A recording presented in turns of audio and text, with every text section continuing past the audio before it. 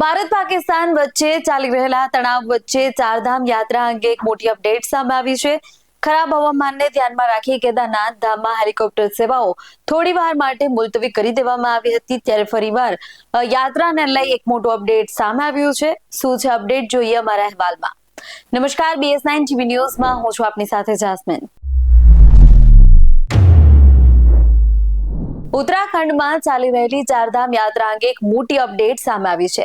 ખરાબ હવામાનને ધ્યાનમાં રાખી કેદારનાથ ધામ માટે ચાલનારી હેલિકોપ્ટર સેવા થોડી ક્ષણો માટે અટકાવી દેવામાં આવી હતી, પછી ફરીથી હેલિકોપ્ટર સેવાઓ રાબેતા મુજબ શરૂ કરી દેવામાં આવી છે। આ અંગે મુખ્યમંત્રી પુષ્કરસિંહ ધામીએ ટ્વીટ કરીને કહ્યું છે કે રાજ્યમાં ચારધામ યાત્રા અવિરત રીતે ચલાવવામાં આવી રહી છે। અત્યાર સુધીમાં 4 લાખથી વધુ ભક્તોએ પવિત્ર સ્થળોની મુલાકાત લીધી છે। કેદારનાથ ધામ માટે હેલિકોપ્ટર સેવાઓ પણ સંપૂર્ણપણે કાર્યરત છે અને તમને વિનંતી છે કે કોઈ પણ પ્રકારની અફવાઓ પર ધ્યાન ન આપો। રાજ્ય સરકાર તમામ પ્રવાસના અનુભવને સલામત અને સુગમ બનાવવા માટે સતત પ્રયત્નશીલ છે। કોઈ પણ માહિતી અને અન્ય સહાય માટે એક ખાસ હેલ્પલાઇન નંબર પણ જાહેર કરવામાં આવ્યો છે। એ નંબર છે 1364 અને 0135 1364 પર કોલ આપ કરી શકો છો અને તમામ માહિતી મેળવી શકો છો।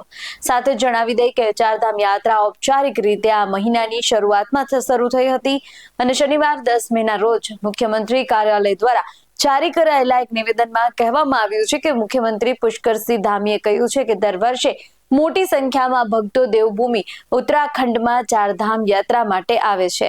રાજ્ય સરકાર યાત્રાને સરળ, સલામત અને સુવ્યવસ્થિત બનાવવા માટે સતત કામ કરે છે। ભારત દ્વારા આતંકવાદ સામે લેવામાં આવી રહેલ કડક કાર્યવાહીને ધ્યાનમાં રાખીને ઉત્તરાખંડ સરકારે સચિવાલયમાં એક ઉચ્ચ સ્તરીય બેઠક યોજી હતી અને સંબંધિત અધિકારીઓને દરેક પરિસ્થિતિ માટે સંપૂર્ણપણે તૈયાર રહેવા અને સરહદી વિસ્તારોમાં ખાસ સાવધાની રાખવા અને ત્યાં તૈનાત વહીવટી એકમોને એલર્ટ પર રાખવા માટે સૂચનાઓ આપવામાં આવી હતી।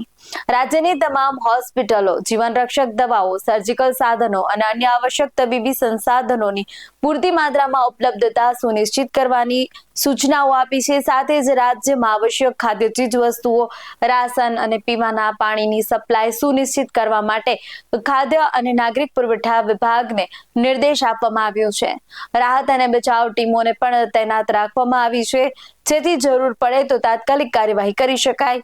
બેઠક દરમિયાન માહિતી વિભાગને અફવાઓ ટાળવા અને જનતાને સમયસર માહિતી પૂરી પાડવા માટે સક્રિય ભૂમિકા ભજવવા પણ સૂચનાઓ આપવામાં આવી હતી। તો આવા જ વધુ અહેવાલો સાથે મળતા રહેશો। તમે અમારી YouTube ચેનલને સબસ્ક્રાઇબ કરવાનું અને અમને Facebook અને Instagram પર ફોલો કરવાનું ભૂલશો નહીં। બાકી અવનવી અપડેટ્સ માટે આપ જોતા રહો BS9 TV ન્યૂઝ। નમસ્કાર।